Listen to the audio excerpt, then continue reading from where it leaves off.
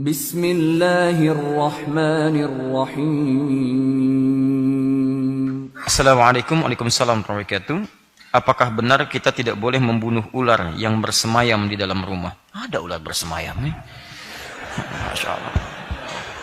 Biasanya ular tuh masuk jala, tapi bersemayam di rumah, luar biasa. Antum tuh kalau kata-kata tuh luar biasa ya. Hebat. Ular bersemayam, anak tidur. Padahal sudah coba diusir tapi tetap balik masuk lagi. Terus saya juga takut, nggak nyaman. Ya ularnya bersemayam, masa antum nggak ikut? Biasa. Kalau berdekatan dengan ular. Tayyib. Hukum membunuh ular yang masuk ke rumah, ulama terbagi pada 4 pandangan. Baik. Pandangan itu karena ada beberapa turunan dalil-dalil termasuk hadis Nabi sallallahu alaihi wasallam, termasuk riwayat Muslim hadis 2236 yang memberikan beberapa pernyataan. Singkatnya, 4 pandangan itu. 1, boleh membunuh ular dalam mazhab Hanafi ya, yang masuk ke rumah tanpa peringatan. Jadi begitu masuk dibunuh, itu dibolehkan. Pendapat pertama. Baik. Yang kedua, boleh membunuh ular yang masuk ke rumah tapi dengan catatan diberikan dulu peringatan. Bahasa riwayatnya salatan, 3 kali. Diberikan peringatan 3 kali itu menunjuk pada banyak. Ya, tidak harus kemudian bisa dilangsungkan dengan 3 kali sapuan, tidak. Tapi dengan peringatan-peringatan yang umumnya bisa dipahami mengusir ular. Ya, 3 kali saya kasih peringatan ya. Kalau tidak, saya bunuh kamu. Nah, tidak begitu.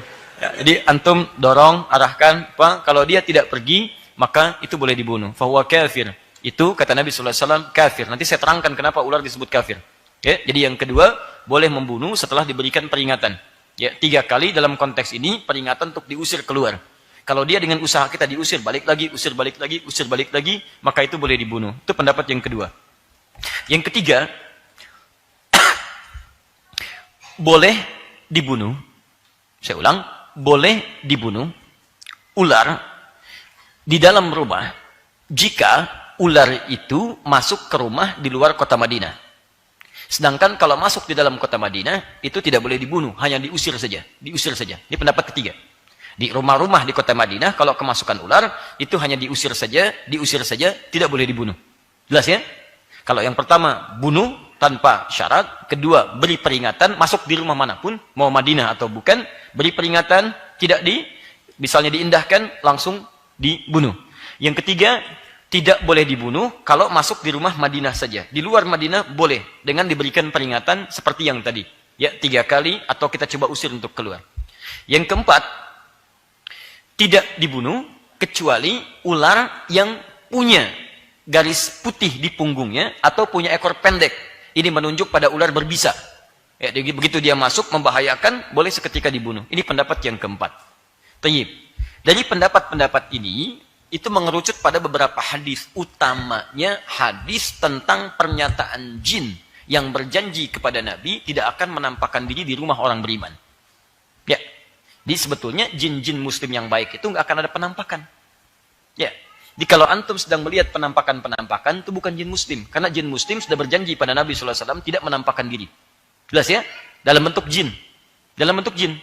Jadi kalau jinnya tidak menampakkan diri, maka mohon maaf, antum tidak ada kerjaan mencari-cari penampakan jin. Jin, nampak dong. Masya Allah. Jin itu disebut jin karena tidak nampak. Antum keluarkan dia dari fitrahnya. Maka antum punya masalah. Jelas ya? Maka dari sini, teman-teman sekalian, jin itu ketika dia, awas hadit, ingat, bahkan ada surah tentang jin. Surah Al-Jin, surah ke-72. Ada Al-Jin. Lihat, bahkan jin mendengarkan Al-Quran. Jin bisa hadir ke rumah antum, bisa. Di rumah saya juga ada. Bisa datang ke rumah saya, ke rumah antum ada. Dan ketika dia datang, ada di antara jin itu yang muslim. Tapi tetap, kembali pada kesepakatan dan fitrahnya, dia tidak menampakkan diri. Tapi dia dengar kalau antum baca Al-Quran. Lihat ayat pertamanya. Qul uhiya ilayya annahu istama'a nafarum minal jinni. Ya, katakan Muhammad, diwahyukan kepadaku ketika sedang baca Al-Quran, ada sementara jin yang mendengar bacaan Quran. Maka mereka berkata, inna sami'na Qur'anan ajaba.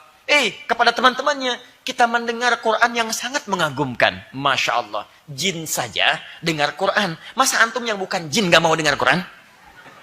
Jadi kalau ada manusia tidak mau mendengar Quran, dia lebih parah dibandingkan dengan jin. Jin aja dengar Quran. Jelas ya? Nah, yang paling menarik di sini, ada perjanjian tidak menampakkan diri. Maka dia kalau menampakkan, bisa dalam wujud yang lain selain wujud jin. Di antaranya binatang, terlebih ular. Pernah kejadian di masa Nabi, seseorang kemudian menikah, pengantin baru. Begitu akan masuk ke rumahnya, si perempuannya keluar di luar rumah. Nah, dulu, adat masyarakat dulu, kalau ada perempuan di luar rumah, maka ini menunjukkan perempuan itu punya perilaku yang tidak baik. Maka si suaminya langsung mengambil anak panah, ingin panah perempuan itu. Baik. Hati-hati ya, jangan salah paham di sini. Begitu kemudian ingin dilepaskan anak panah, si perempuan mengatakan, tahan sebentar. Ada sesuatu terjadi di rumah menyebabkan saya keluar. Bukan karena saya tidak baik. Baik, apa yang terjadi kemudian? Maka dilihat di dalam rumah ternyata di situ ada ular. Dipanahlah seketika.